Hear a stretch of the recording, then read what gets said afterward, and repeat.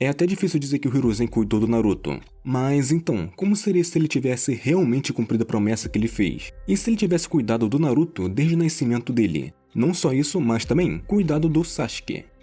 Apesar de parecer apenas o cumprimento de sua palavra como Hokage, cuidar dos quase tesouros nacionais e uma bomba nuclear ambulante, sendo isso Naruto Sasuke, a decisão do Hiruzen iria muito além disso. Ele tinha outros motivos, alguns bem mais profundos do que parece à primeira vista. Começando por Naruto, que desde o início estava em uma situação extremamente delicada. Afinal, ele era filho do quarto Hokage, herói de Konoha ameaça para outras vilas, também era o Jinchuriki da Nove Caudas, a biju mais poderosa, e também filho de uma das últimas Uzumakis do mundo. Isso são motivos mais do que suficientes para que ele fosse protegido desde o nascimento. A adoção então aconteceria no mesmo dia que o Hiruzen prometeu a Minato e Kushina que cuidaria do Naruto. E essa seria a forma mais honesta de cumprir essa promessa. Por isso, em vez de colocá-lo em um orfanato ou isolá-lo em um apartamento anos depois, o Hiruzen o levaria para viver na residência Sarutobi, criando-o como um neto de sangue. Mas não seria só isso. Para preservar sua identidade e herança, algo que poderia facilmente ligá-lo ao Minato e a Kushina, o Hiruzen mudaria seu sobrenome. Naruto deixaria de ser um Uzumaki e passaria a ser Naruto Sarutobi.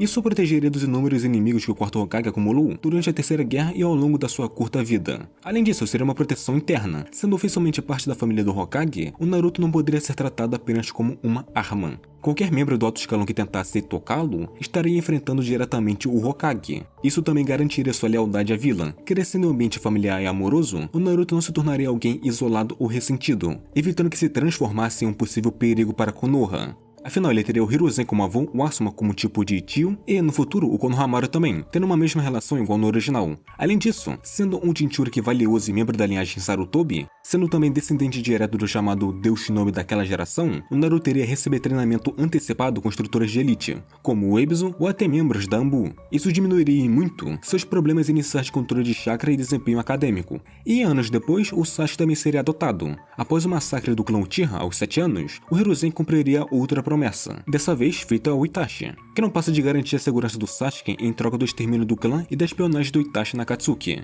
E a adoção formal impediria qualquer tentativa do Danzo sequer cogitar tocar em Sasuke, mas havia algo ainda mais profundo emocionalmente para ele. O Sasuke ele carregava o nome do pai do Hiruzen, Sasuke Sarutobi, tornando isso um laço não intencional, mas forte o suficiente para criar uma ponte emocional entre eles. Então assim, ao acolhê-lo, o Hiruzen também honraria a memória de seu pai e o respeito que sempre teve pelo clã Uchiha antes da crise. E com isso, o Sasuke teria suporte psicológico, uma nova estrutura familiar e algo fundamental para ele como pessoa e Uchiha, uma rivalidade constante e próxima com o Naruto desde a infância. Os dois cresceriam se vendo evoluir, se pressionando e se motivando mutuamente. Isso poderia impedir que a dor do Sasuke se transformasse em um ódio absoluto e sede de vingança no futuro. E no fundo, essas decisões também eram uma forma do Hiruzen reconhecer seus próprios fracassos, especialmente na forma como lidou com o clã Uchiha e com o Danzo. Adotar o Naruto e o Sasuke, principalmente o Sasuke, seria uma punição a si mesmo. Não à toa, o Hiruzen impediria qualquer tentativa do Danzo espalhar a verdade sobre Naruto ser o Jinchuriki da Nove Caudas. Assim, Naruto Sarutobi cresceria como alguém desconhecido como Jinchuriki, mas sendo conhecido como o neto do Hokage.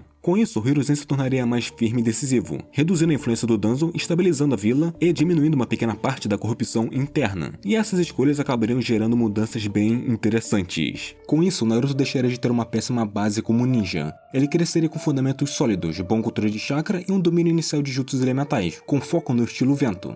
Além disso, querendo se inspirar no Hiruzen, o Naruto também aprenderia a lutar com bastões.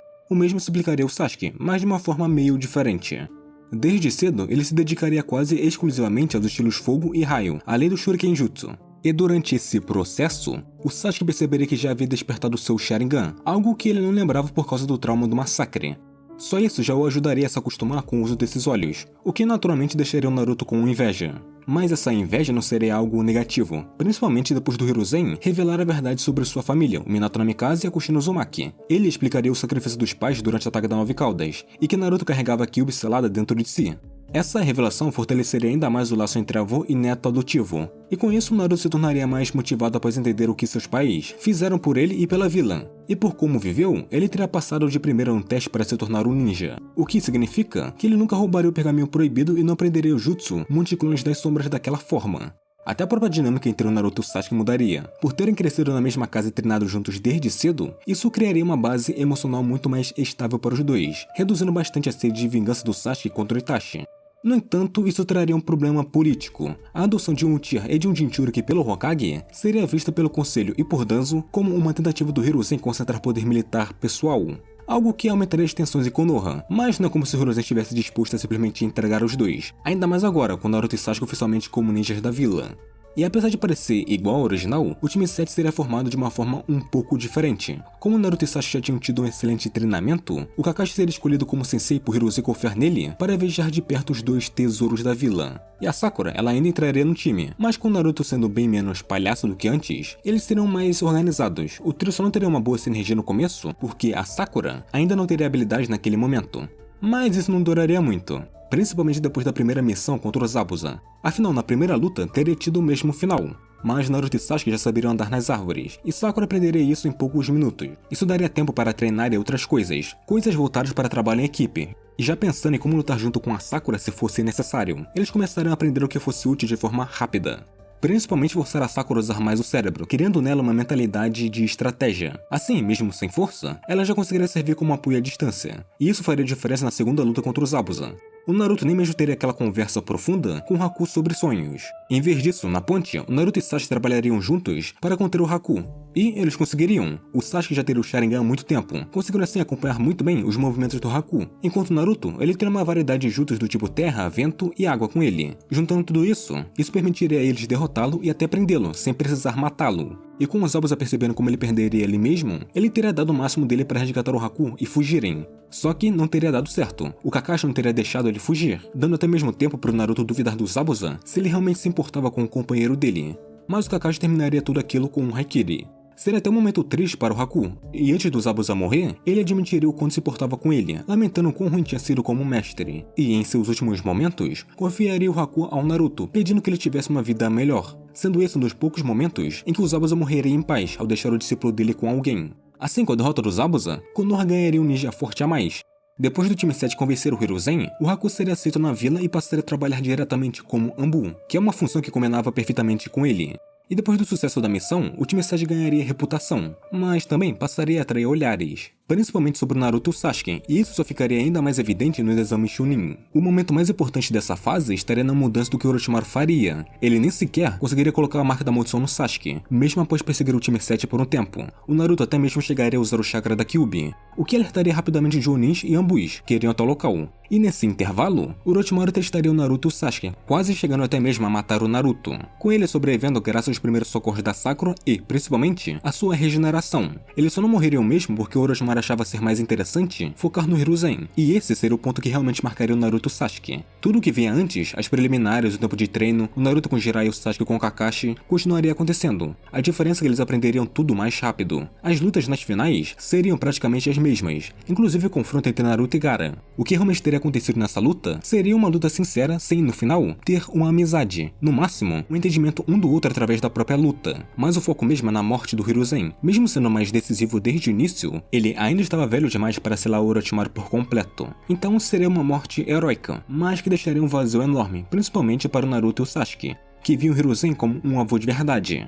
E a morte dele deixaria um vazio claro dentro da vila, e Danzo não perderia tempo em se aproveitar disso. Sem o terceiro Hokage, ele passaria a enxergar o Naruto e o Sasuke como ativos essenciais para sua visão militar de Konoha, porque, para Danzo, Hiruzen havia monopolizado aquele poder por tempo demais. Agora ele faria de tudo para colocá-lo sob seu controle, mas Naruto e Sasuke obviamente não queriam isso. Eles não eram mais crianças ingênuas. Sendo criados pelo Hiruzen, eles entendiam a política da vila e não aceitariam ser apenas armas.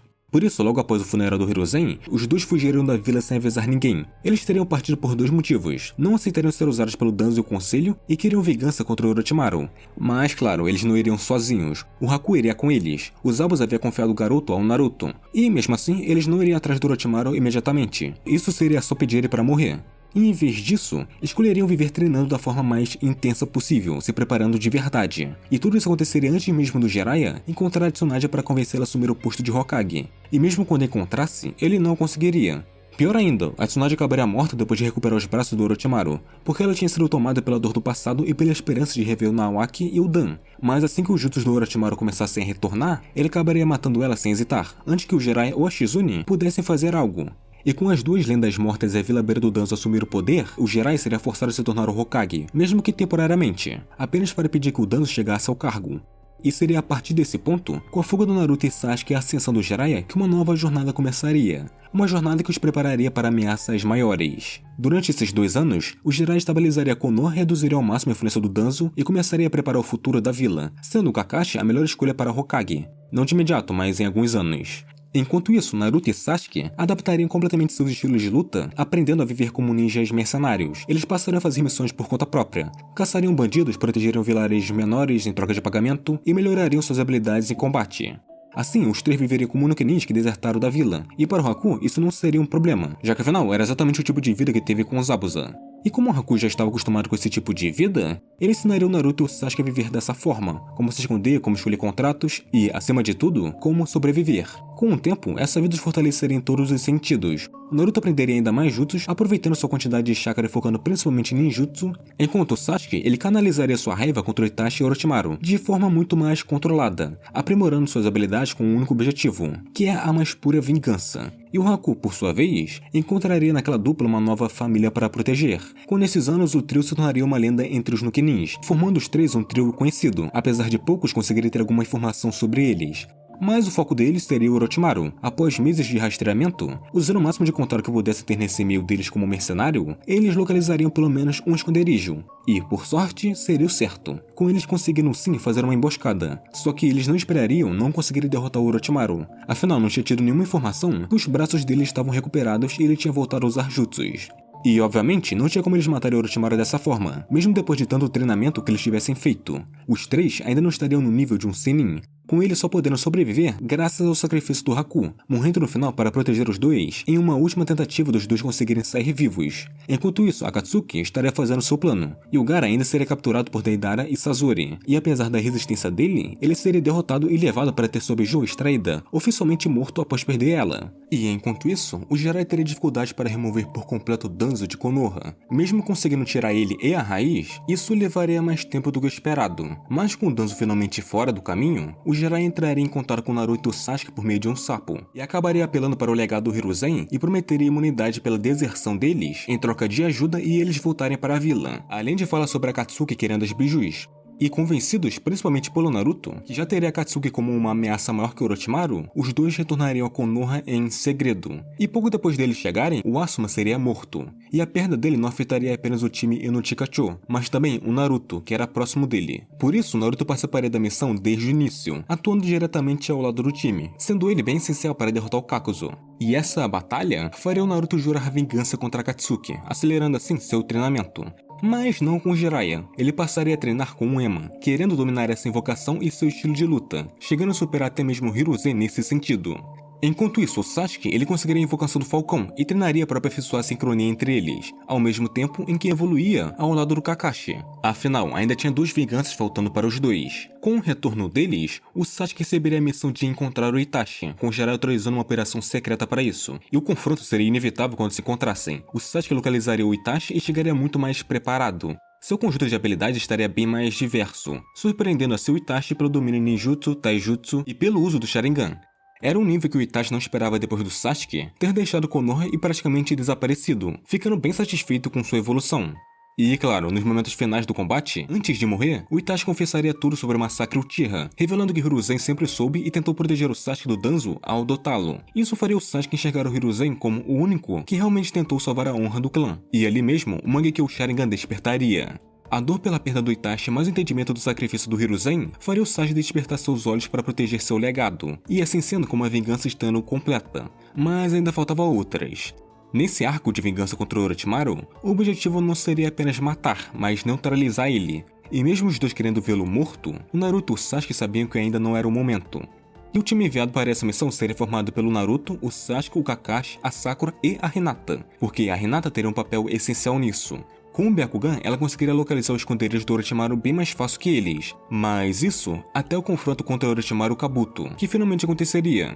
Diferente da primeira tentativa, agora o Naruto e o Sasuke teriam lutado de verdade ao estarem mais fortes, ainda mais agora com o Uchiha tendo o Mangekyo Sharingan dele.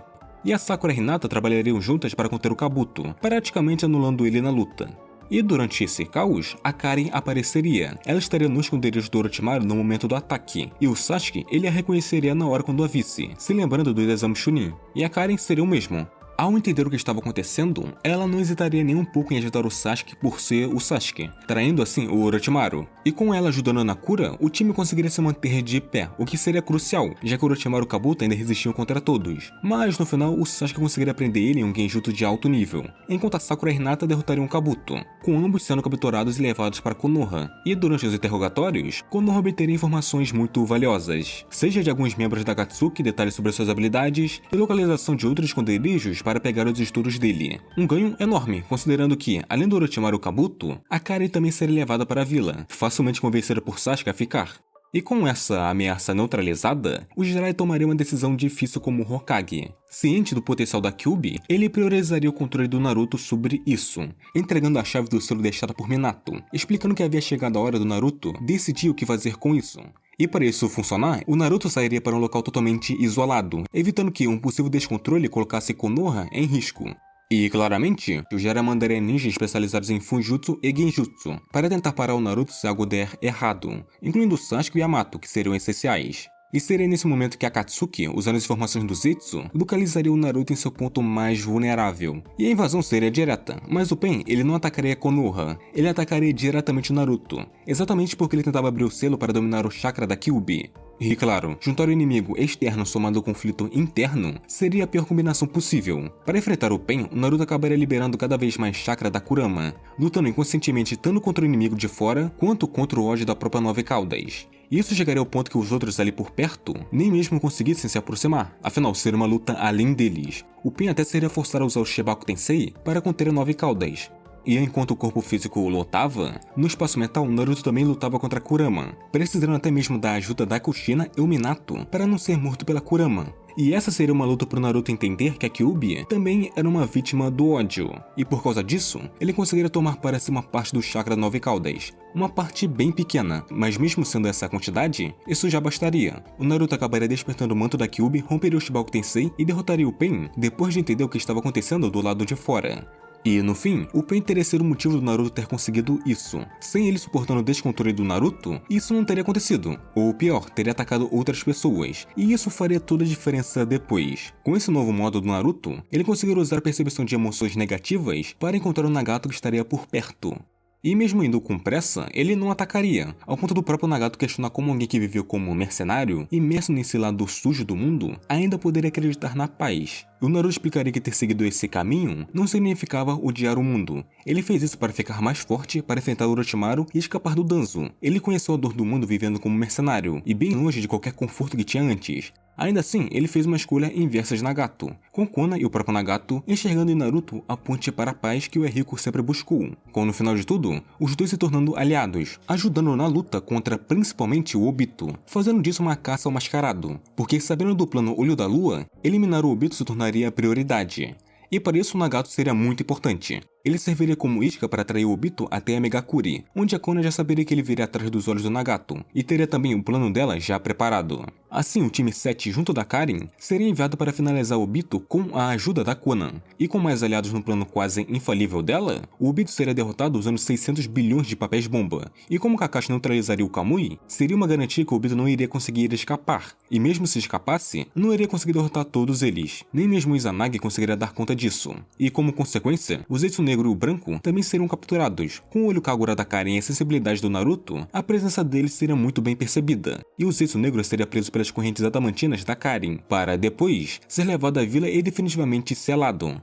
Com agora o verdadeiro líder eliminado, a Akatsuki seria dissolvida, e como todas ainda acreditavam que o Nagato era o Pain, ele encerraria as atividades do grupo, e parte dos membros restantes retornaria à vida de mercenários. E com a ajuda do Naruto e Jiraiya, os membros irrecuperáveis já teriam sido eliminados, restando apenas aqueles que aceitaram esse novo caminho. Então, no fim, um simples gesto do Hiruzen teria mudado o destino do mundo ninja. Curta, se inscreva, compartilhe, obrigado por assistir, e nos vemos em outro vídeo.